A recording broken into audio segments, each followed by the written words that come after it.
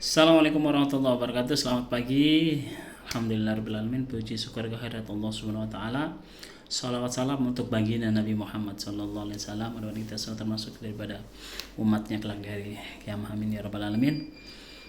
Perkenalkan, saya Imam Masfuri. Saya mengambil tema tentang berita yang viral di media sosial tentang surat yang dilayangkan kepada berinisial T di daerah Lampung. Bagaimana bunyi beritanya? Viral tukang rongsokan pusing sama tagihan pajak mobil, kalau pejabat dikasih surat wajar.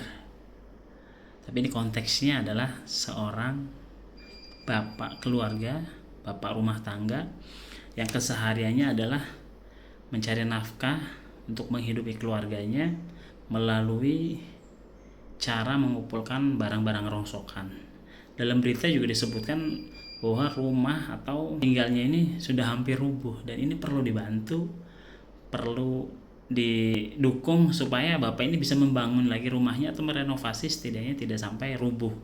Tapi justru surat yang diterima. Kenapa viral? Karena ini menggelitik hati manusia pada umumnya ketika kita hari ini melihat bagaimana perpajakan di Indonesia luar biasa. Pejabat-pejabat korup mereka sangat mudah mengkelabuhi perpajakan, ya, tapi justru rakyat-rakyat yang kurang mampu, yang kurang beruntung, bahkan miskin, justru jadi objek pajak.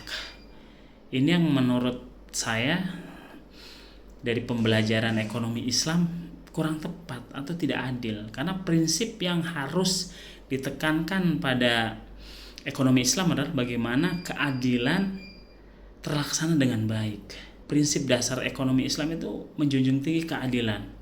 Bagaimana keadilan ini bisa ditegakkan di negara kita melalui perbajakan yang diatur sedemikian rupa di Indonesia. Ya, tanggapan saya itu tidak adil. Yang kedua, kurangnya transparansi. Negara ini nggak transparan. Bagaimana pejabat-pejabat, pengusaha-pengusaha besar di Indonesia, ya, atau yang sekarang beredar banyak sekali sultan-sultan yang ada, yang mobil mewahnya berapa banyak, ya, itu nggak transparan. Bagaimana pajak mereka berapa, pajak mobilnya berapa, pajak rumahnya berapa, apakah sudah dibuka semua kekayaannya? Ini belum clear, belum transparan. Secara sudut pandang ekonomi ini kurang tepat, ya. Ini perlu dikaji lagi, perlu dipelajari lagi bagaimana prinsip ini mampu menegakkan prinsip keadilan. Ketika semua ini sudah dirubah, semua sudah diberlakukan secara adil, maka tidak ada lagi alasan bagaimana ekonomi Islam ini menjunjung tinggi keadilan. Siapapun, ya, yang berkaitan dengan berada di negara Indonesia, ketika mempunyai aspek yang menjadi kewajiban dia sebagai warga, maka harus dilaksanakan. Tapi prinsipnya bagaimana keadilan itu sudah merata di Indonesia. Solusi ekonomi Islamnya menganjurkan bagaimana solusinya. Yang pertama, solusi reformasi sistem perpajakan. Bagaimana perpajakan ini yang lebih adil dan transparan. Yang kedua, pengawasan yang ketat, mengawasi penggunaan pajak untuk memastikan bahwa pajak digunakan untuk kepentingan umum, bukan malah perpajakan ini malah dikorupsi. Ini yang akhirnya menjadi bahan yang diperbincangkan, lucu jadinya gitu. Terus yang ketiga, pendidikan dan kesadaran, meningkatkan kesadaran masyarakat tentang pentingnya membayar pajak dan menggunakan pajak untuk kepentingan umum.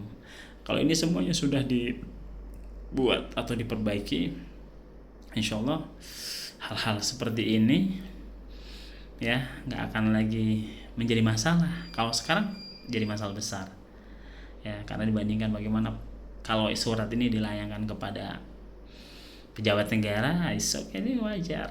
Sedangkan dia untuk makan, untuk pendidikan, untuk rumahnya, yang mana harusnya pemerintah negara hadir membantu meningkatkan kesejahteraan, justru malah sebaliknya. Itu pandangan dari saya. Mudah-mudahan bisa dipahami dan mudah-mudahan bisa bermanfaat. buat semuanya. Assalamualaikum warahmatullahi wabarakatuh.